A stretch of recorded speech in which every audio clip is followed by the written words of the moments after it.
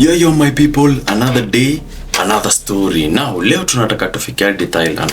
And hii story ya leo ilifanya Thailand itumie a certain rule yenye walikuwa wameachana nayo in this case because it was bad and it was about to get worse. Now before tuanze story ya leo, please hit the subscribe button hapo. Please like the video, please share the video and remember kumbusha watu kuna story kama hizi pia hapa, si ndio? Please let's get into today's story without wasting any time.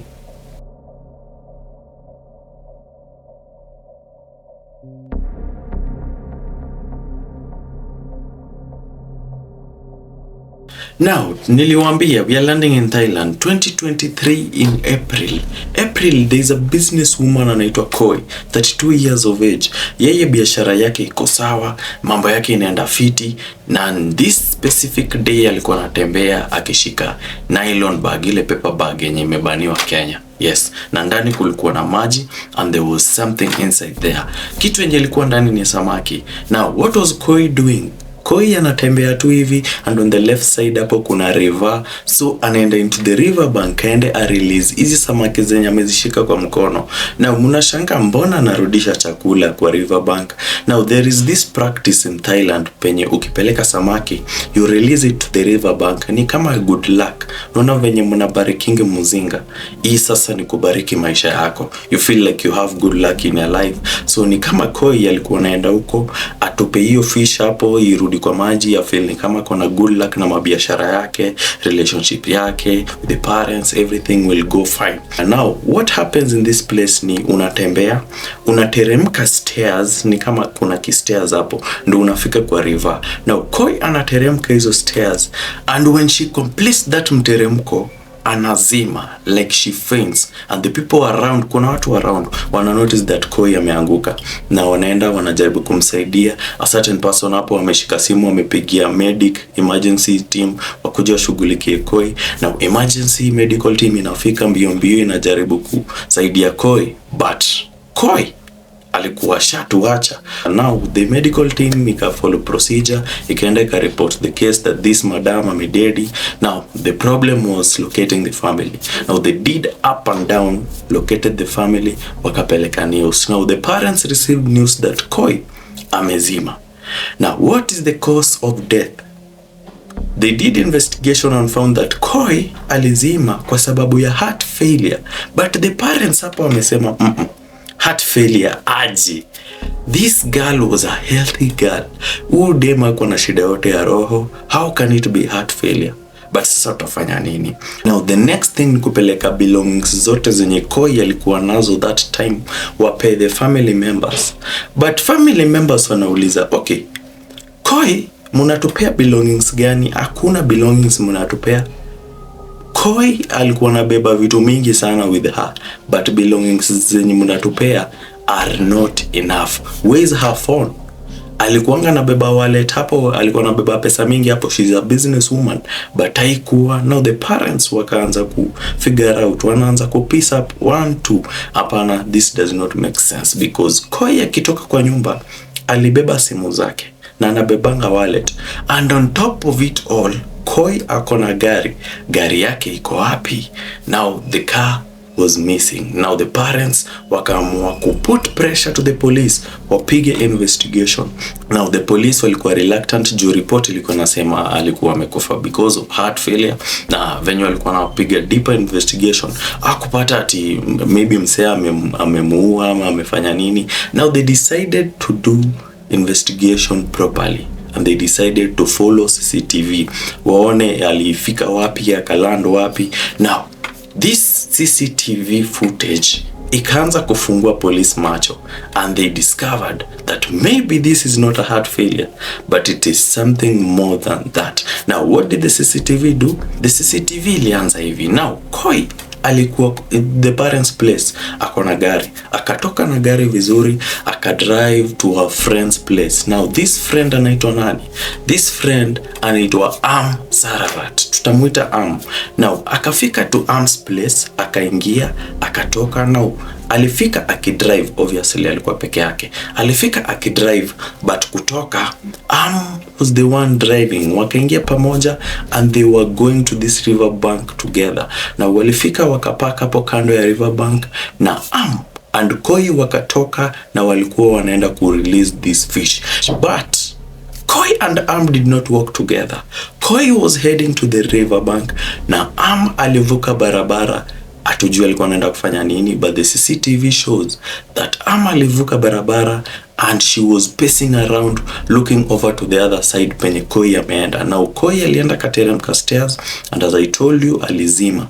Now all this time Koi akishughulikiwa huko, anachungulia tu. Now akavuka barabara while all this was happening, went to the vehicle, picked something, akaenda akashuka the stairs that Koi alishuka, akaangalia Koi akishughulikiwa na watu, and she did nothing. Went back up the stairs, akaingia kwa gari enye si yake ni ya Koi na akadrive off. Now police knew there was something fishy happening here and they went and picked up Sararat. Now kondani anaulizwa, now on this day ukiwa na Koi, what really happened? Alikataa. Hiyo siku mimi sikumbuki mimi nikiwa na Koi. Mimi sikuwa na Koi. Now the police went and brought the footage. Hapo ndo na jaribu kujifanya ati memory imerudi sasa. Now akasema okay, nilikuwa na Koi, I remember that day. And Koi alikuwa na complain na ni mgonjwa hivi and she fainted hapo. Yes, venye mnaniona hapo nilimwona alikuwa amefaint, but niliona anashughulikiwa. So I entered the vehicle, nikaenda kupiga shughuli fulani zangu hapo. Now this did not make sense to the police officers, but all the police officers wanted ni evidence tu any sign that alifanyia kitu Koi. Now the only thing that was remaining ni poisoning. Walikuwa wanashuku that poisoned Koi. Now Koi alienda kupimwa poisoning and 0 results were there, meaning anaweza kuwa innocent hapa because haja poisoniwa, hakuna pali ameumizwa, hakuna, yani ni heart failure tu, nothing really came up. Now akakuwa released. Now during this investigation kuna investigator mmoja anasema hapana, ikitu add up, and they decide to do like deep investigation and they figured out that alikuwa na boyfriend like a month ago and the boyfriend died cause heart failure. Hapana, hawezi kuwa around 2 people na wanakufa because of heart failure. Tutapiga investigation vizuri, and during the investigation things began to add up. Now hata si police ndo wali break into this case, there are some people who broke into this case na wakafigure things out. Now tunataka tu hang hii story hapa, tutakuja tuanue baadaye, si ndio? Now let's get back years nyuma, turudi nyuma kidogo. Who is kitambo alikuwa msichana mwingine mdogo beautiful, amepatana na certain guy mwenye alikuwa police officer, wakashikana, wakapatana, wakapendana kidogo hivi, wakaanza kuunda mababies. Now during this time walikuwa naishi kwa police quarters, and this guy police officer alikuwa mtu wa bidii kidogo hapa na pale, akapewa promotion. Now their life was great until it was not great, but haikuwa worse vile. So same mapenzi ni kama ilipungua and they decided to part ways. Now they had 2 kids, but hawaku part ways in bad terms, they were in very good terms. And the ex-husband walikuwa tu sawa, wanaongea vizuri, wanasaidiana kuchunga watoi, and that was their lifestyle. Now akaona ana mtu, si ndio, lazima nitaingia kwa biz. Na biz gani nitaingia? Juu lazima tu ni survive town. Biz gani nitaingia? Akaamua kuingia biz ya Shylock. Watu hawajui Shylock ni nini. Ni kama ni kama unajifanya loan app fulani. Ni kama wewe ndo unapeana loan kwa watu wanahitaji loan na wanakuja na kitu wanaekelea. In case wakatae kulipa ama washindwe kulipa, hiyo kitu itakuwa ni kama payment for that loan. Let's say for example uko na gari unataka 50,000 cash ya kutumia haraka. So unaenda unapeana gari yako hapo kwa Shylock, unapewa 50,000, unaenda unapiga shughuli, there is a certain date unafaa urudishe hiyo pesa, plus interest yao inakuanga wazimu. Ukisikia Shylock unaweza omba 50,000, unaweza kurudisha hata ikiwa 100. like double 75. Interest rate yao ni kubwa sana, na unaenda unapiga shughuli yako, ukishindwa kulipa hiyo pesa, hiyo gari watauza at any amount yenye wanajisikia, bora warudishe pesa yao. So unaona that business yenye alikuwa ameanzisha was really booming, and you will know why it was really booming, because watu walikuwa wanataka kulipa loan but wanashindwa kulipa loan. Now this business was booming mpaka akaona acha niingie a thing called Roska. Na usichanganyikiwe sana. Roska ni rotational savings account. Hiyo basically in Kenya tunaita chama. Watu hawajui chama ni nini. Ni hivi. Na mnashikana watu 10, mnasema on Friday tutakuwa kila mtu anatoa let's say 1000. So mko watu 10, kila mtu akitoa 1000, hiyo ni pesa ngapi? 10,000. Now these 10 people, kila mtu anapewa namba yake 1 2 3 4 5 6 mpaka 10. So kama unaitwa Marion, wewe sasa si Marion tena, wewe ni number 1. So number 1 ndo anapata pesa ya kwanza 10,000 on the first Friday. The next Friday number 2. So inaenda hivyo hadi number 10, alafu mnarudia. Mkitaka muongeze pesa ni sawa. So hii si kitu ya profit, ni kitu tu ya money management, unacheki. So in Thailand inaitwa Roska. So alikuwa ameingia kwa Roska, yani chama, muna rotate pesa, and you will know why alikuwa too much focused on Roska. And sasa between all this that is happening, business is booming, Roska, hapa akapatana na a boyfriend mwenye anaitwa Day. Now boyfriend yake alikuwa na mado, alikuwa anapiga machain hapa nini, akona pesa, so maisha yake iko sawa. But pia hapa business is booming, soft life, whatever. Now remember, I told you that they discovered that boyfriend alidedi, and this was the boyfriend yenye alikuwa na this time. Now 2023 on March, hii month ndo siku enye boyfriend ya alidedi, and he died this way. Now kwa nyumba hapo kidogo boyfriend yake ameanza kusikia dizzy hivi kidogo, mambo imeanza kumlemea, hapumui vizuri. Now she decided to call cops, and at the same time she called the cops, she called Day's friends, yani the boyfriend's friends. Wakamwambiaje, we best yenyu wako mbaya hapa, anazima, yani ujamani kama anatuacha. Na kweli that day aliwaacha. The friends came, wakapata the police walikuwa washafika, wakapiga investigation yao hapo kidogo, and it was ruled as a heart failure. Now hapa police hawana further investigation, ni heart failure, ana dents, ana nini, alikufa because of heart failure. But the friends of Day wanasema hapana, jamaa hata kama ni hivyo hawezi kuwa amekufa hivyo. No, that does not make sense. Now the same night enye boyfriend ya amededi, anatoka anaenda klabu ku celebrate her birthday. Imagine boyfriend yako anakufa, tuseme hata umpendi, au taenda celebrate birthday a normal way. So yeye akaenda ka celebrate birthday yake, and she was normal.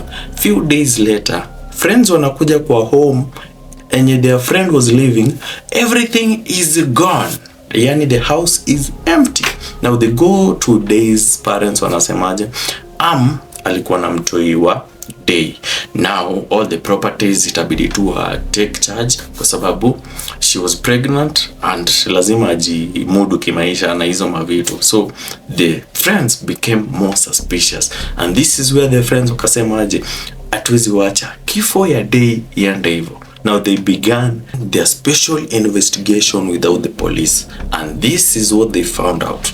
Now during the investigation, hapo wakijaribu kupatana na hapo wakijaribu kumconsole, they discovered a bottle enye imeandikwa UN 160, and they became suspicious of this stuff. Now they did the investigation and found out that this stuff is something called potassium cyanide. Na wakapeleka kwa police, and police said, oh Lord, that is the reason why. Now what is potassium cyanide? Watu wanajua potassium cyanide ni nini, wanajua this thing is dangerous, one of the most dangerous poisons yenye iko present right now. Now potassium cyanide, kitu ya kwanza, it is tasteless. Kitu ya pili, haina harufu. Kitu ya tatu, unaweza mix na anything and it shuts you down in 15 minutes depending on the dosage. In 15 minutes uko disoriented, uko mbaya na unaenda, yani kubahatishi, unaenda kabisa. And the worst thing about potassium cyanide, wakienda kufanya investigation of poisoning, hawezi kuta anything. Trust you me, hawezi kuta anything. And the only way they can find out that you have potassium cyanide in your body, if they specifically test for potassium cyanide. Now, walipata hii bottle wakapeleka kwa police. Police wakasema, okay, this might be the break to this case. Wakashika warrant of search, wakaenda wakapiga searching, and they found out that Sararat akona these bottles, not one, not two, but mingi, into the hundreds. Walipata kwa gari yake yenye walikuwa wanatumia with the ex-husband, wakaipata in the ex-husband's home, wakaipata in the mother's home in form of those bottles, iko kwa capsules, ziko kwa jerrycans. And when the ex-husband was confronted and the mother, hawakuwa najua hiyo ni nini, walikuwa naekea tu vitu hawajui ni nini. Now why was doing this and what was the reason behind everything? Now tuanue hii story penye tulikuwa tumeachia. Now tumefika hapa kwa investigation and they know what was really happening and backing up what they were doing. There was one lady who came akasema, I know this lady, na tulipiga busy na yeye nikampea pesa fulani and we had a meeting. Now after the meeting I felt that I was weak and I almost died, by the way. Ni Mungu tu mimi nimesurvive. And on top of it, many calls were coming through because hii case ya Koi already trended, the CCTV footage and everything, and the people came out and said, madam anaitwa tunamjua, and many of our family members wamekufa after interacting with her. Now watu wakuwa kidogo, they were in the tens. Yani familia 10 zinapiga zikisema mtu wetu alikufa after interacting with this girl. Now what is the reason behind this? Now tutarudi kwa Roska ile chama na tutarudi sasa kwa nini Shylock business. What was doing? Now venye alianzisha hii biashara ya Shylock, alikuwa anapeana pesa, watu anarudisha shamba ya watu, anarudisha gari ya watu. But akakaa hivi chini akasema, na watu wakikosa kurudisha hii kitu, sindakuwa tajiri. Now what will I do? Mtu ataleta gari, nimpe pesa. Let's say for example, tunataka to pick an example. Mtu ameleta gari yake ni 1.2 M. Umempea loan ya 100,000. Akikosa kurudisha 100,000, sindabaki na gari. Now, got that idea, and what she did, she knew how to do it. Akasema, watu wananiomba pesa, nataka wasirudishe. And this is how we'll do it. Watakuwa wananiomba pesa, and during the day of returning the money plus the profit, tutafanya hivi. Tutakuwa tunaenda meeting in a certain place, and I drag them using this poison called cyanide. Anaenda meeting, unapiga shughuli vizuri, mtu amekuja na pesa yake vizuri, anakudrag vizuri. Kama umebeba cash yako inaenda na una dedi hivyo, na gari yako inabaki na nani? Gari yako inabaki na Now this is what she was doing consistently. Hapo akaona, I'm getting much profit, niko na mashamba ya watu wamekufa, niko na magari ya watu wamekufa. Now what they did ni family members walikuwa na notice watu wamekufa na walikuwa na loan mahali na wamepeana their property. So what they did, they tried to pay for what they had borrowed to warudishiwe the properties. But alikuwa anaongeza bei. Ulikuwa umekopa 100,000, anakuwekea 500,000. Ni kama ulikuwa umepewa loan ya 500,000 plus sasa profit sasa yake. So she was doubling what you had borrowed, kwa sababu wako anajua deal mmepiga hapo, alafu anaongeza sasa profit yake. But some families walikuwa wanashindwa kulipa. Now what was doing, alikuwa anauza these properties, anaenda ana deposit pesa yake. Now that is good money and legal money according to her. Now that is what she did. So akatoka kwa Shylock akaenda sasa Roska chama. Now what she was doing in chama ni wewe utapewa, let's say for example, wewe umepewa yako ya Friday ya kwanza, umepewa pesa yako yote. Alikuwa na kuapproach na kuambia nisaidie loan hiyo pesa umepewa, alafu ndakurudishia na profit, because kama una shughuli na pesa yako, acha nipige shughuli na yangu, maybe siku yangu ikifika utapewa hiyo, ama ndakurudishia within the week. Now mtu mzuri na roho safi anapea pesa akingoja payment, ama anapata vizuri pesa ya kurudisha, anakuambia come in this hotel nikurudishie pesa yako, and she drags you. So kitu yenye unafanya ni wewe unakufa aje kurudishia pesa yako, amekula pesa yako ya chama. She did that to many people. Now between 2020 and 2023, 15 people died because of that. And investigation says that alianza hii story lini? 2015. Guess how many people died because of Sararat? And Sararat scheme yake ilikuwa opened up by the authorities and people knew what she did. Now she was arrested. And watu wakasema huyu ni serial killer mubaya sana. So kitu tutafanya ni hatutaki compare life sentence, because she was charged with almost like over 75 cases, 75 charges, and she was found guilty in all of them. Now hapa waliona kabla ya compare nini life sentence, itabidi tumpe death sentence, because she's a menace, she's a threat to the society. So scheme yake ilikuwa Shylock, Roska, ku extort watu pesa yao, unachukua loan, unashindwa kulipa juu umekufa, and she sells your property and she deposits it in her bank. Now alikuwa na over 18 bank accounts, zilikuwa zimejaa pesa, but kupiga addition hapa, pesa ilikuwa kidogo, because they figured out that alikuwa addicted na gambling. So alikuwa anapata pesa, anapeleka kwa casino, anajaribu kugamble, anagamble. Now she was wasting citizens money. Hata kwa anatumia vizuri, alikuwa anawafanya mbaya ndo aende kubet. But Sararat from Thailand was caught using this scheme kufanya watu mbaya. Alikuwa anaua wase using cyanide. Alikuwa anaulizwa anatoa wapi, she gave out the source. Alidanganya obviously, but they found out where she was getting this stuff, and she was arrested and given the death penalty. Now that is the case of Sararat. Na usijiulize cyanide inatoka wapi, juu mimi sitakwambia, juu sijui na hata sitaki kujua.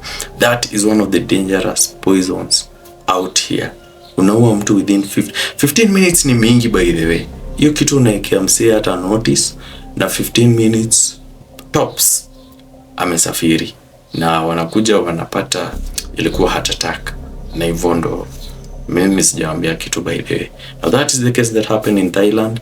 Now let's meet on the next story. Na suggestions za story pia zikuje, si ndio? Tukutane.